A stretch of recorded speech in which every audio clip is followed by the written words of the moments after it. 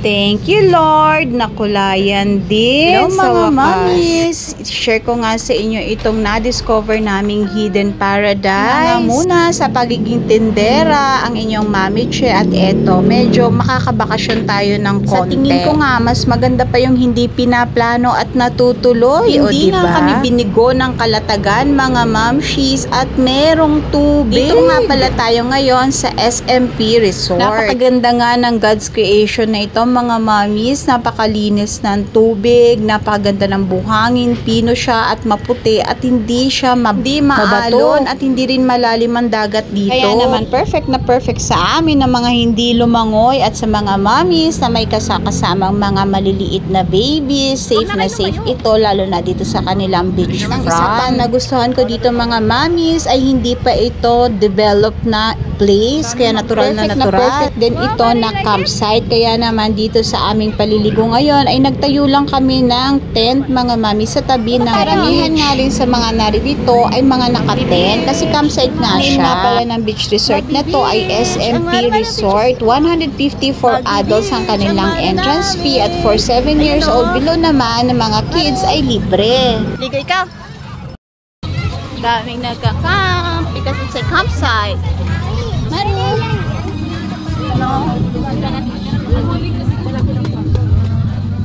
Ano? Daming nagka-camp. Yes. Yes.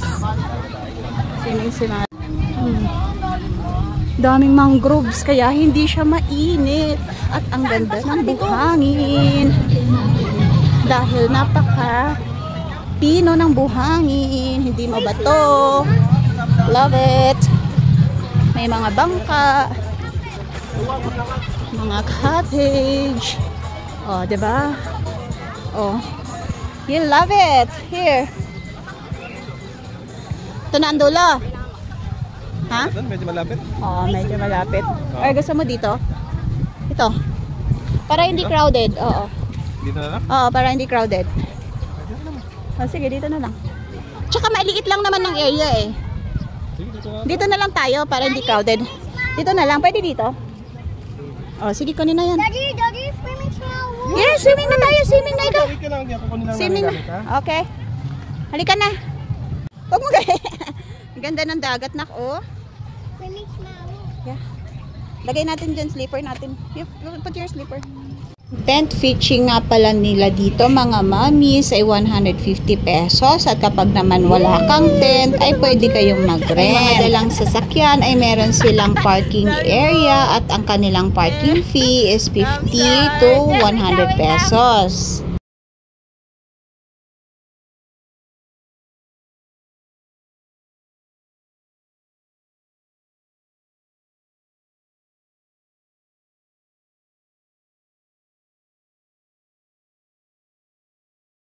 Mga water activities din ito, mga mommies, at may mga nag-island hopping, may mga nagbo-boating dito, at higit sa lahat may mga mangingisda din dito na nagbebenta rin ng kanilang mga fresh na huling isda, mga mommies. Sa mga mommies na tulad ko na medyo matipid sa budget at hindi naman maselan sa area, at ito nga ang mas gustong-gusto ko, yung mga place na halos hindi pa fully developed, ay recommendable ko itong SMP campsite sa Calatagan, Batangas. At isa pa sa gustong-gusto ko sa area na ito, mga mommies, alam niyo yung dagat niya ay parang walang alon. Halos hindi umaalon. Nag-high tide, low tide siya, pero hindi malakas ang alon. Kaya safe siya sa mga kids, pero dahil nga mommies tayo, hindi pa rin tayo kampante. Gusto talaga natin ang ating mga kids ay tanaw ng ating paningin. Sobrang nga talaga nag-enjoy ang mga kids. At kahit nga hindi kami masyadong ready, yung tipo bang pagbangon at nakapantulog pa kami, ay diretso na kami lublob sa tubig,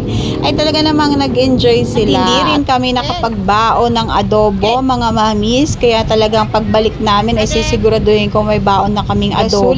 Sulit talaga ang aming getaway dito. Day tour nga lang pala kami, mga mommies, at kung gusto ninyong inquire ay hanapin lang ang kanilang Facebook page. Kasi meron din sila ditong overnight, mga mommies, at meron din sila ditong mga kubos na pwedeng rentahan. Halos ayaw na ngang umahon sa dagat ang mga kids dahil tuwang-tuwa sila. Sobrang nag-enjoy sila lalo na din sa buhangin. Kaya talagang nagka-sunburn dahil wala kaming nabaong sunblock. Kaya tara, mag-beach na tayo. Ikutin nga pala natin itong lugar mga mamis at i-share ko nga yan sa inyo. Enjoy watching!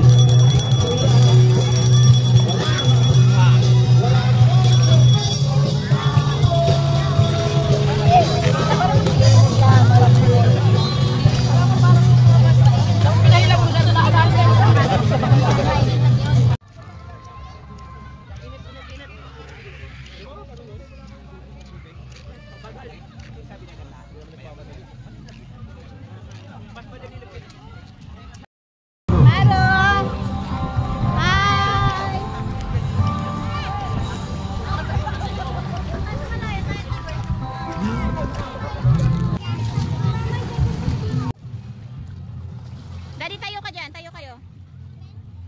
Kayong dalawa lang ni Maro. Go.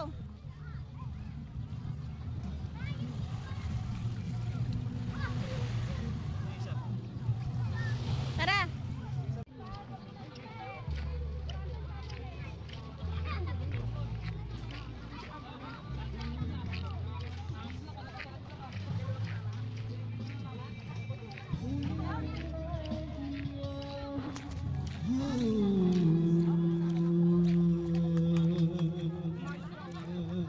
Dami isda? Ano, dami isda. Dami isda.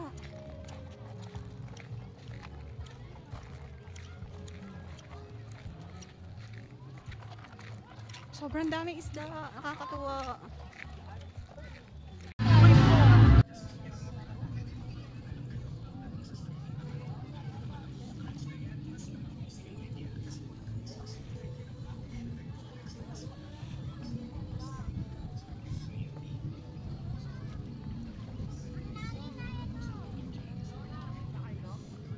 Nakainom?